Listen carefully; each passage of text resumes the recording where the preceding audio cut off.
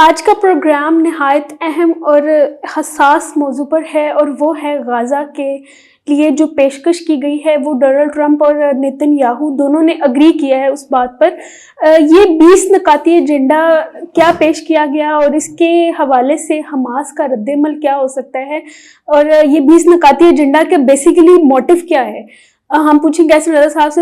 سر یہ بتائیے کہ یہ جو انہوں نے اب نیا یہ لگایا ہوا ڈرامہ، تو یہ ٹھیک ہے غزہ کے حق میں؟ غزہ والے اگری کر لیں گے ان سب چیزوں سے؟ کرن، آپ نے پریس کانفرنس رات کے جب 12 بجے چلنی شروع ہوئی تو دیکھ کے بندے کو رونگٹے کھڑے ہو گئے، اور ہر پتہ نہیں کون سا جو بندہ ہے جس کو غصہ نہیں آیا ہوگا کہ وہ پریس کانفرنس کون کر رہے ہیں، غزہ کے امن پر کون بات کر رہے ہیں؟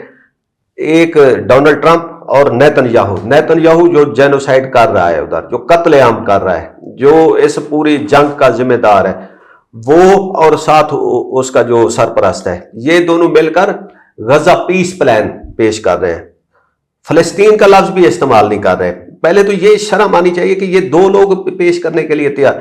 اگر ٹرمپ کو کوئی تھوڑا بہت کوئی مسلمانوں کے جذبات کا خیال ہوتا، یا پوری دنیا جب چیخ رہی ہے تو تھوڑا بہت وہ ہوتا، تو وہ کسی ساتھ عرب رہنما کو کھڑا کرتا، MBS کو کھڑا کر دیتے، دوحہ کے جو حکمران ہیں ان کو کھڑا کر دیتا، اور سمبالک ہو جاتا یہ اعلان جا کے وہ دوحہ میں یا جدہ میں کرتا، ریاض میں کرنا چاہیے تھا۔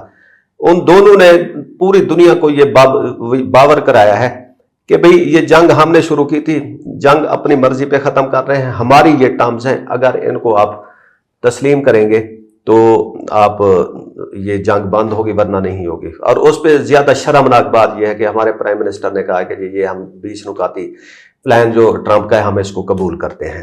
بہت ہی شرمناک اور ڈوب مرنے کا مقام ہے۔ تو سر اس سب میں جو حماس جو کہ ان کی پراکسی وار کا ایک حصہ تھا وہ کہاں گیا؟ اس کا کیا؟ دیکھیں، حماس پراکسی وار، حماس ایک لیجیٹمیٹ اس میں پارٹنر ہے۔ حماس جو ہے اس کو انہوں نے UN سے اور امریکن اسٹیٹ ڈپارٹمنٹ انہوں نے نا دہشت گرد قرار دیا ہوا ہے۔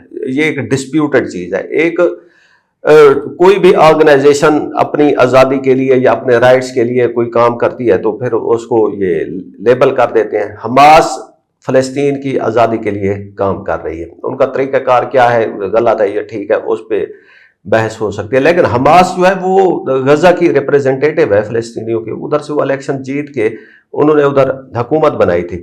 اب حماس کے بارے میں ہی سارا کیا جا رہا ہے کہ جی حماس کا کوئی رول نہیں ہوگا، حماس سے کہا جا رہا ہے کہ وہ اپنے ہتھیار ڈال دے، حماس سے کہا جا رہا ہے کہ وہ یہ ٹیریٹری چھوڑ دے۔ بھئی حماس جو ہے وہ فلسطینیوں کا ایک حصہ ہے، تو اس کو آپ کس طرح یہ بے دخل کر سکتے؟ چلے حماس کو ایک طرف رکھ دیں، مجھے بھی حماس کی جو مسلح جدوجہد ہے اس کا طریقہ کار جو ہے وہ تھوڑا اختلاف ہے، لیکن آپ دوسری بات جو عرب لیگ کو بلا لیتے، کوئی عرب لیگ کے ایک کسی چپڑاسی کو بلا کے اس میں شریک کر لیتے، کچھ بھی نہیں کیا انہوں نے۔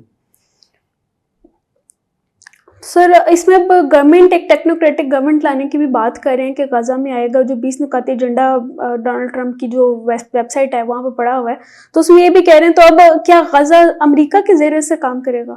انہوں نے فلسطینیوں کو بے دخل کر دیا ہے ایک طرح سے، کہ فلسطینیوں کے اوپر جو رول ہے وہ امریکہ اور اسرائیل کی مرضی سے کیے گئے ایک معاہدے کے تحت ہوگا، اور اس میں فلسطینیوں کا کوئی کردار نہیں ہوگا۔ ایک عالمی فورس جو ٹیکنوکریٹ گورنمنٹ ہے جو وہ بھی یہی اسرائیل اور امریکہ مل کے چنیں گے، اور ساتھ میں اب دوسرا ایک کام یہ کر دیا کہ ادھر جھونک دیا مسلم ممالک کو، پاکستان کا رول ہوگا، پاکستان کی فوج ادھر جا کے پہرا دے گی۔ کوئی اٹھ کے کوئی اسرائیلی پراکسی کسی پاکستانی فوجی کو نقصان پہنچائے تو وہ فلسطینی اور پاکستانی آمنے سامنے کھڑے ہو جائیں گے۔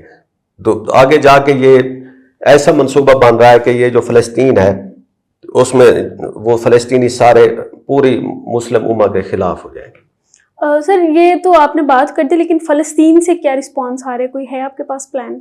فلسطینیوں کی آواز دبائی گئی ہے۔ پہلی بات، انہوں نے جب یہ UNGA کا اجلاس ہوا ہے تو اس میں انہوں نے فلسطینی اتھارٹی کے جو ہیں پریزیڈنٹ محمود عباس، ان کو ویزا ہی نہیں دیا، ٹھیک ہے، یعنی کہ وہ اب فلسطینی اتھارٹی کو بھی نہیں مان رہے۔ وہ ایک طرح سے وہ فلسطین کو نہیں مان رہے پوری. آپ اس میں پڑھیں یہ جو 20 نکاتی ایجنڈا ہے اس میں کہیں پہ ٹو اسٹیٹ سلوشن کی بات نہیں ہے, القدس کی بات نہیں ہے. آخری ایک لائن ہے کہ جی وہ حالات ایسے پیدا کیے جائیں گے کہ اسرائیل اور ویسٹ بینک اور غزہ میں رہنے والے لوگ جو ہے نا وہ پھر کسی پولیٹیکل ڈائلاگ کی طرف جا سکیں. باقی فلسطینی اس معاہدے کی سب سے شرمناک بات ہی یہی ہے کہ جی اس میں فلسطینیوں کا کوئی کردار نہیں ہے, فلسطینیوں سے کنسلٹ نہیں کیا گیا. فلسطینیوں کو جب آرڈر دیا گیا حماس کو کہ سرنڈر کرے, ہوسٹیج جو ہے ان کو ریلیز کرے, اور اس کے بعد حماس اگر رہنا چاہے تو انہیں ایمنسٹی دی جائے گی, ورنہ ان کو یہ علاقہ چھوڑنے کی اجازت ہوگی. یہ کون سا معاہدہ ہے؟ اور وہ اس کا اناؤنس کون کر رہے ہیں؟ نیتن یاہو, جو وار کرمنل ہے, جس کو آئی سی جے نے وار کرمنل قرار دیا ہوا ہے. اور وہ جب امریکہ جاتا ہے تو وہ ایسے روٹ سے جاتا ہے کہ کسی ایسے کنٹری سے نہ گزرنا پڑے جہاں جس کی آئی سی جے کی وہ عملداری ہے اور وہ اس کو اریسٹ کر لیں گے. وہ ایک طرح سے دنیا بھر سے بھگوڑا ہے, جس کی پناہ صرف اس وقت یا اسرائیل ہے یا امریکہ ہے, اور وہ کہیں آ جا نہیں سکتا, اور وہ ادھر کھڑے ہو کے یہ منصوبہ پیش کر رہا تھا. تو ناظرین یہ تھا غزہ کے لیے نیا منصوبہ. اب یہ ایک کوئی بہتر آپشن ہو سکتا ہے یا پہلے کی طرح ایک ناکام آپشن ہی ثابت ہوگا, دیکھتے ہیں. بہرحال پر امید ہے کہ غزہ کے لیے یا فلسطین کے لیے جو بھی ہو پہلے سے اچھا ہو.